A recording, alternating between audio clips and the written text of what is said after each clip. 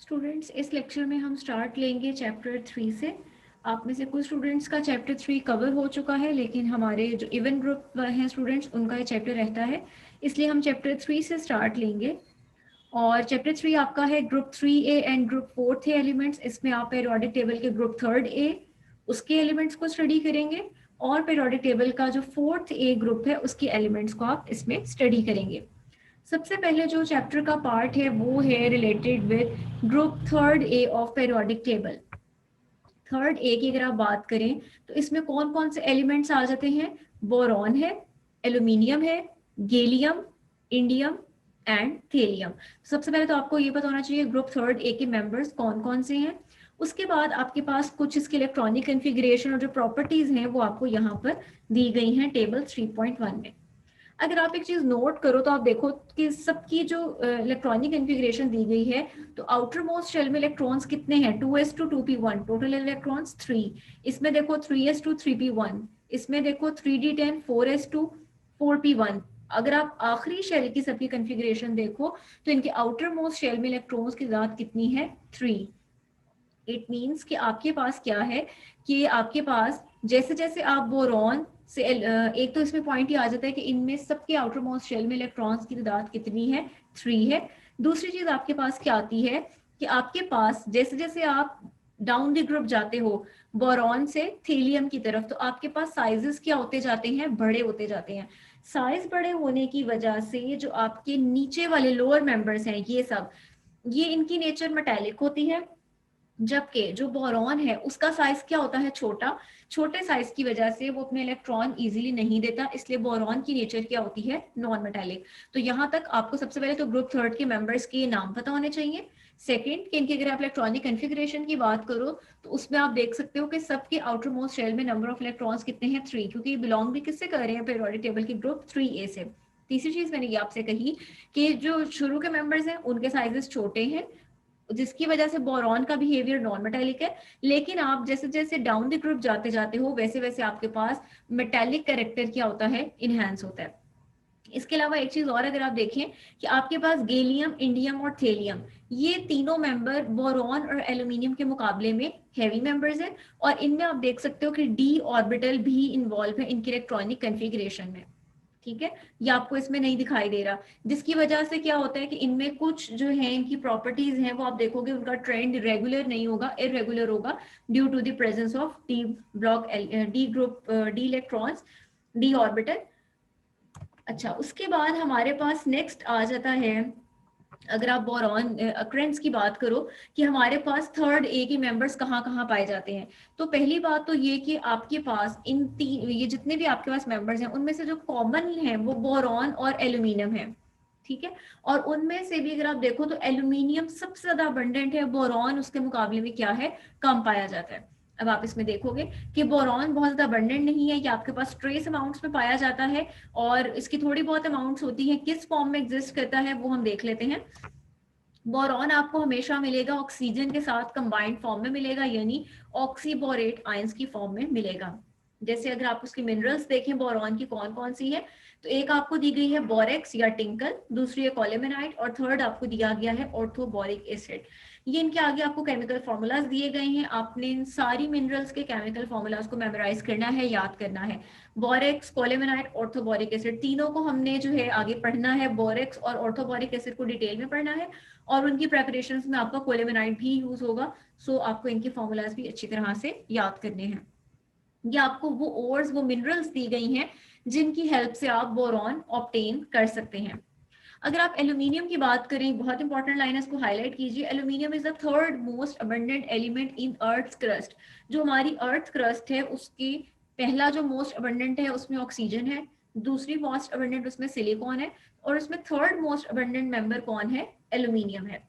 अब एल्यूमिनियम हमारे पास किस किस फॉर्म में एग्जिस्ट करती है वो आप इस टेबल में देख सकते हो। टेबल अगेन आपने मेमोराइज करना है, ये आपसे एमसीक्यूज में पूछी जाती हैं, ऑब्जेक्टिव में भी अक्सर पूछ ली जाती हैं। ये देखिए, ये आपको दी गई है एल्यूमिनियम की मिनरल्स। पहली आपके पास आ जाती है फेल्डस्पार, दूसरी आपके पास आ जाती है माइका या मस्कोबाइट। आपको ये जो और डाल के फॉर्मूलाज दिए गए हैं, आप दोनों में से कोई सा भी एक उसमें प्रिपेयर कर सकते हैं।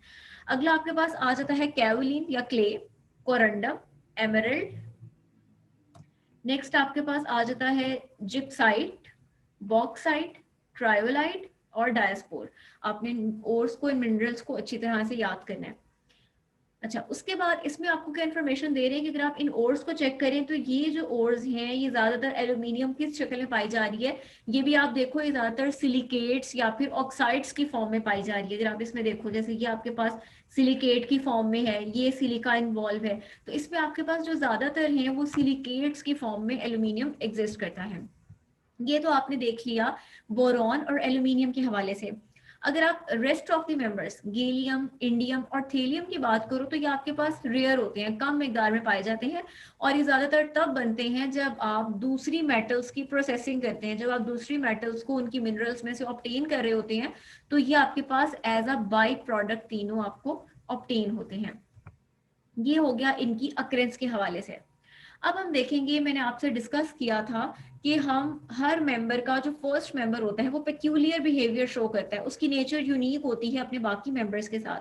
तो चूंकि ग्रुप थर्ड का फर्स्ट मेंबर बोरॉन है, तो बोरॉन का हम पेक्यूलियर बिहेवियर देखते हैं कि ये किस तरह से है। इसकी कुछ डिसिमिलैरिटीज हैं, वो डिफरेंस वजह किस किस वजह से है वो मैंने आपको पहले ही बताया था कि पेक्यूलियर बिहेवियर इस वजह से होता है कि हमारा जो शुरू का मेंबर है उसका साइज छोटा है, छोटे साइज की वजह से क्या होता है, वो डिफरेंट बिहेवियर शो करता है। तो आपके पास आ जाता है कि डिफरेंस क्यों है, इनके साइज और आयोनाइजेशन एनर्जी। जाहिर बात है अगर साइज छोटा होगा तो आयोनाइजेशन एनर्जी क्या होगी, हमें ज्यादा चाहिए होगी। इस वजह से क्या होता है कि डिफरेंट प्रॉपर्टीज को इसकी प्रॉपर्टीज डिसिमिलर होती है। अब कौन कौन सी प्रॉपर्टी डिसिमिलर है? पहली बात तो ये कि आपके पास बोरॉन अपने ग्रुप का वाहिद मेंबर है जो कि क्या है, जिसकी नेचर नॉन मेटालिक है। अब अगर आप बाकी मेंबर्स की बात करें तो वो अच्छी मेटल्स हैं। तो अगेन ये किससे रिलेट कर रहा है, इसके साइज के साथ। चूंकि बोरॉन का साइज छोटा है, न्यूक्लियस की अट्रैक्शन अपने जो इलेक्ट्रॉन्स हैं उन पर अच्छी खासी हाई है, जिसकी वजह से क्या होता है कि अपना इजीली इलेक्ट्रॉन नहीं देता। अगर ये इलेक्ट्रॉन नहीं दे रहा, इट मीन्स कि ये बिहेव कर रहा है as a metal. Second point, ये वाहिद ऐसा एलिमेंट है जिसके अंदर लेस देन 4 इलेक्ट्रॉन्स हैं और ये फिर भी मेटल नहीं है। देखो आपके पास वो सब मेंबर जिनमें 1, 2 या 3 इलेक्ट्रॉन होते हैं, हमने पढ़ा हुआ है कि वो अपना ऑक्टेट कंप्लीट करने के लिए अपने उन इलेक्ट्रॉन्स को दे देते हैं। इलेक्ट्रॉन देना यानी एज अ मेटल बिहेव करना। लेकिन हमारे पास पेरियोडिक टेबल में ये वाहिद ऐसा मेंबर है जिसमें इलेक्ट्रॉन्स की तादाद 4 से कम है। 4 से ज्यादा वाले क्या होते हैं, कार्बन को अगर आप देख लो, आप ऑक्सीजन को देख लो, वो सब क्या करते हैं, वो नॉन मेटल्स के तौर पर बिहेव करते हैं। लेकिन वो ये कह रहे हैं कि ये वाहिद ऐसा मेंबर है पेरियोडिक टेबल का जिसमें इलेक्ट्रॉन्स की तादाद 4 से कम है और फिर भी वो मेटल नहीं है, वो क्या है, नॉन मेटल है। थर्ड आ जाते हैं, बोरॉन अपने तीनों वैलेंस इलेक्ट्रॉन्स को बॉन्डिंग पर्पसेस के लिए यूज करता है। इसकी कॉमन ऑक्सीडेशन स्टेट +3 भी होती है, -3 भी होती है। कहने का मकसद ये है कि इसके तीनों इलेक्ट्रॉन्स जो होते हैं वो बॉन्डिंग में पार्टिसिपेट करते हैं। फोर्थ आपके पास आ जाता है कि जो बोरॉन है वो मॉलिक्यूलर एडिशन कंपाउंड्स बनाता है। ये प्रॉपर्टी सिर्फ बोरॉन में पाई जाती है, बाकी मेंबर्स ये प्रॉपर्टी शो नहीं करते। फिफ्थ आपके पास आ जाता है, boron does not form ionic compounds with sulphates, nitrates and other anions because boron does not form a stable cation. Boron easily अपने तीनों इलेक्ट्रॉन नहीं देता, इसका B+3 आइन जो है वो स्टेबल केटाइन नहीं बनता, जिसकी वजह से ये इन एनाइंस के साथ जो है वो आयोनिक कंपाउंड जो है वो नहीं बनाता। आगे हमारे पास आ जाते हैं compounds of boron. Compounds of boron में एक हम डिस्कस करेंगे बोरेक्स, जिसका दूसरा नाम है सोडियम टेट्राबोरेट Na2B4O7.10H2O। बोरेक्स आपके पास क्या है, it is a salt of tetraboric acid. Tetraboric acid आपके पास क्या होता है, टेट्राबोरिक एसिड आपके पास होता है H2B4O7। यानी अगर आप क्या करें कि अगर आप इस टेट्राबोरिक एसिड क्या का सॉल्ट है, यानी आप क्या करें, इस हाइड्रोजन की जगह पर अगर आप Na लगा दें तो ये आपके पास क्या होगा, बोरेक्स। बिल्कुल ऐसे ही जैसे अगर आप कहते हैं कि हमारे पास सोडियम सल्फेट है Na2SO4, तो वो कब बना, जब आपने H2SO4 पर हाइड्रोजन की जगह पर सोडियम लगा दिया, तो ये आपके पास इसका सॉल्ट है। It is the most important of all बोरेट्स। हम इसको इसीलिए डिस्कस कर रहे हैं कि ये बोरॉन के कंपाउंड्स में से, बोरेट्स में से एक इंपॉर्टेंट जो है वो कंपाउंड है। इसमें हमारे पास आ जाती है अक्रेंस की, कहाँ कहाँ पाया जाता है। ये आपके पास जो है टिंकल की फॉर्म में नेचुरल डिपॉजिट्स में पाया जाता है। मैन्युफैक्चरिंग में इसके आपको मेथड्स दिए गए हैं, मेथड्स हम देख लेते हैं। पहला मेथड आपके पास क्या है कि बोरेक्स को प्रिपेयर किया जाता है by treating a hot solution of boric acid with soda ash, sodium carbonate. यानी आपको एक रिएक्टेंट चाहिए बोरिक एसिड और दूसरा आपको क्या चाहिए, सोडियम कार्बोनेट। इससे आपके पास क्या बन रहा है, बोरेक्स बन रहा है, साथ 6 molecules of water plus 1 molecule of carbon dioxide. दूसरे मेथड में आपके पास क्या बता रहे हैं, ये मेथड क्या था, आपने इसको मेमोराइज करने के लिए इस तरह से अपने माइंड में रखना है कि इसके रिएक्टेंट क्या थे, बोरिक एसिड और सोडा एश। सोडा एश क्या है, सोडियम कार्बोनेट। बोरिक एसिड और सोडियम कार्बोनेट, ये पहला मेथड है। दूसरे मेथड में आप देखो क्या यूज कर रहे हो, कोलेमेनाइट। ये आपने कहाँ वर्ड पढ़ा है, जब आपने अक्रेंस देखी है तो वहां पर आपने पढ़ा कि बोरॉन की एक मिनरल कोलेमेनाइट होती है। तो इस मेथड में आपने क्या करना होता है, आपने पाउडर्ड फॉर्म में कोलेमेनाइट लेके उसको आपने सोडियम कार्बोनेट के सोल्यूशन के साथ बॉयल करते हैं। ठीक है, यानी अब इसमें देखो सोडा एश वही आ गया जो आपने ऊपर यूज किया था। फर्क क्या था, ऊपर बोरिक एसिड और सोडियम कार्बोनेट था, यहाँ कोलेमेनाइट और सोडियम कार्बोनेट है। प्रोडक्ट्स में क्या बनेगा, कैल्शियम कार्बोनेट बनेगा, बोरेक्स बनेगा और NaBO2 बनेगा, दैट इज सोडियम मेटाबोरेट। ये आपको यहाँ नेम भी दिया हुआ है, ये आपके पास बनेगा। नेक्स्ट हमारे पास आ जाता है इसका, इसी में बता रहे हैं आपके पास कि जो आपके पास सोल्यूशन बना, इसमें आपके पास दो चीजें हैं, सोडियम मेटाबोरेट भी है और आपके पास बोरेक्स भी है। आप क्या करते हैं, clear solution from the top is taken off and is then allowed to crystallize when crystals of borax separate out to get more borax, carbon dioxide is blown through the mother liquor. The sodium metaborate is decomposed into borax, which separates out in the form of fine crystals. आप क्या करेंगे, ये जो आपके पास पूरा यहाँ part है, इसमें कैल्शियम कार्बोनेट नीचे बैठ जाएगा, आपके पास ऊपर से क्या आ गया, सोडियम मेटाबोरेट और साथ में क्या आ गया, बोरेक्स आ गया। आप क्या करेंगे, जो ऊपर से क्लियर सोल्यूशन है उसको सेपरेट कर लेंगे और उसको क्या करेंगे, कूल करेंगे, क्रिस्टलाइज होने देंगे, तो आपके पास क्या होंगी, बोरेक्स की क्रिस्टल्स बन जाएंगी।